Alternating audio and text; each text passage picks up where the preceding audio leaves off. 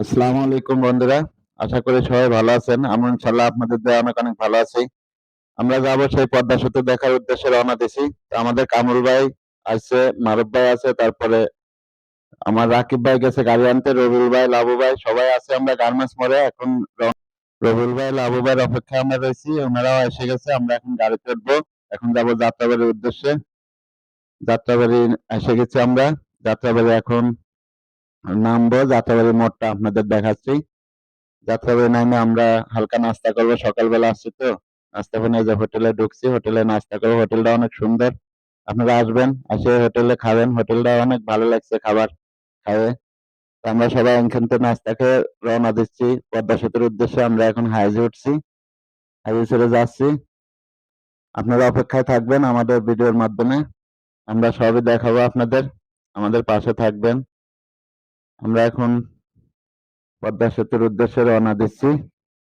দেরি লাগবে অনেক, আপনারা অপেক্ষায় থাকবেন। আপনাদের ভালোবাসা পাইলে আমি ভাই অনেক দূরে এগিয়ে যেতে পারবো। আপনারা আমার এই ব্লগ ভিডিওটা ভালো করে সবাই দেখবেন এবং লাইক কমেন্ট শেয়ার করবেন বেশি বেশি করে। আমরা প্রথমে যাব মাওয়া, মাওয়ার এখান থেকে পরে পদ্মা সেতুর এখানে যাব। আমরা চলে আসছি এই যে খানবাড়ি স্ট্যান্ড, এটা বলে খানবাড়ি। এখানে নামছে, এখান থেকে আমরা গাড়িতে করে মাওয়া যাব। আপনারা আমাদের সাথে থাকবেন এবং একটু ভালোবাসা দেবেন।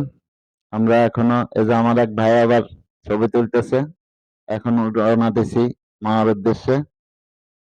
অটোয় উঠেছি আমরা। এখান থেকে 30 টাকা ভাড়া লাগে মাওয়া, মাওয়া ফেরিঘাট। মাওয়া যায় আমরা দেখাবো এই যে আমাদের এই পাশ দিয়ে হোটেল আছে, অনেক সুন্দর সুন্দর হোটেল। হোটেলগুলো অনেক সুন্দর লাগে, ভালো ভালো খাবার আছে এখানে, আপনারা আসবেন। এখানে অনেকগুলা হোটেল আছে, আরো অনেক কিছু আছে এখানে। এই যে কত সুন্দর হোটেল। আমরা ভাই এখানে আসে অনেক অবাক হয়ে গেছি, মানে এত সুন্দর জায়গা আগে কখনো আসি নাই। আমার রাকিব ভাইয়ের উদ্দেশ্যে এখানে আইছি। রাকিব ভাই পদক্ষেপ নিছিল, আমরা সবাই আসছি। আমরা এখন মাওয়া যাচ্ছি, এই মাওয়ার কাছাকাছি এসে গেছি। এখানেও এখন আমরা নামবো, আমাদের গন্তব্যস্থানে এসছি। আপনারা আমার পাশে থাকবেন। মাওয়া চলে আসছি। মাওয়ার এই সিনারিটা আপনাদের দেখাবো, এই যে মাওয়া ফেরিঘাট, যে লাবু ভাই ছবি উঠাচ্ছে, আমার শ্রদ্ধেয় রাকিব ভাই এখানে আছে, আমরা সবাই আছি।